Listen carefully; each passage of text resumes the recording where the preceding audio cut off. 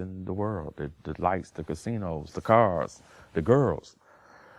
Or they chasing Salat and Ramadan and Umrah and Hajj, So at the end of the day, that's what our life consists. Every day we have an opportunity to do, and it's going to be that way until we pass form. Every day, every instant, every moment of your life, it's a way that's going to be beneficial to you that you can do it, or it's going to be a way that's not going to be beneficial to you that you can do it.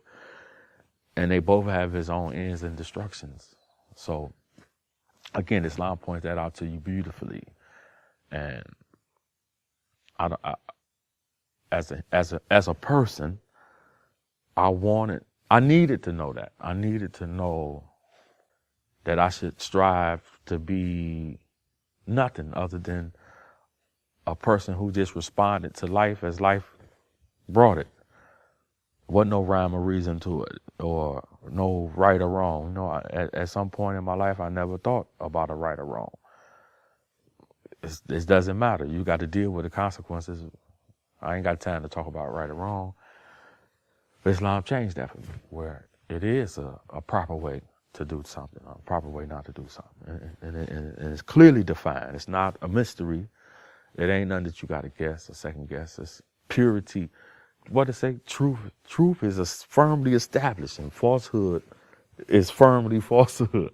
So shenanigans is shenanigans. What's right is clearly what's right. And again, Islam beautifully reminds you of that. And you have no excuse as an individual to live your life under delusion, basically. To walk through the earth like you don't understand what's going on around you. So it's been a life changer for me.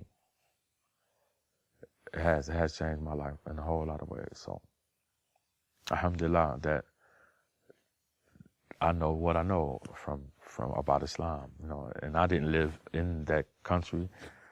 I didn't grow up with Muslim parents. So it's amazing. It's amazing that I was given what I have been blessed with by Allah subhanahu wa ta'ala, with hidayat. Alhamdulillah. I wouldn't know what I would know. Now I got a little son, his name is Yusuf. So, awesome story, beautiful, like I'm saying. The difference, beautiful difference.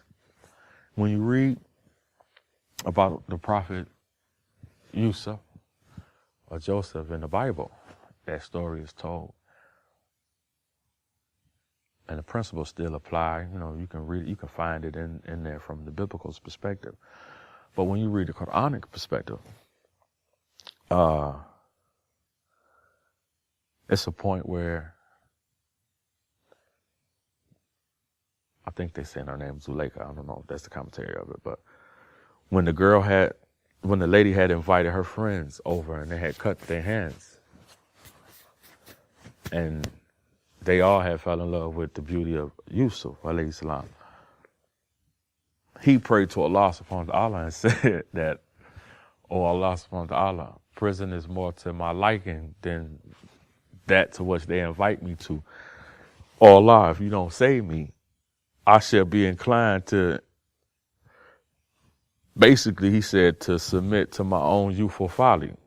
So again, this is for the Prophet Yusuf alayhi salam, man's natural, his gravitation towards what they was inviting him to. But he prayed to Allah subhanahu wa ta'ala, "Oh Allah, please remove this from me, man. I'm subject to fall. I'm subject to be weak." And so things transpired to where he went to jail for as long as he went, and then he came out and he was favored. But this is what I'm saying. Islam gives you that, okay, I ain't got to feel dirty because I had this thought. The proper thing to do is to seek help from Allah subhanahu wa ta'ala and being able to maintain the strength of being able to lower your gaze, or being able not to commit sins and those things. It don't lie in our own power. It does lie with the power of Allah subhanahu wa ta'ala. And so again, Islam helps you remember that. It constantly reminds you that everything happens with the will of Allah subhanahu wa ta'ala. So, but Allah he grants forgiveness. If he gives you what you strive for.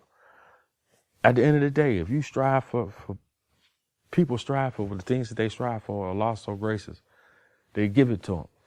Some people strive to be the biggest drug dealers in the world. They become that. People strive to be whatever. And so, Allah subhanahu wa ta'ala has given us this ability to get what we strive for. And I think, again, Islam reminds you constantly and consistently of what the striving should be about.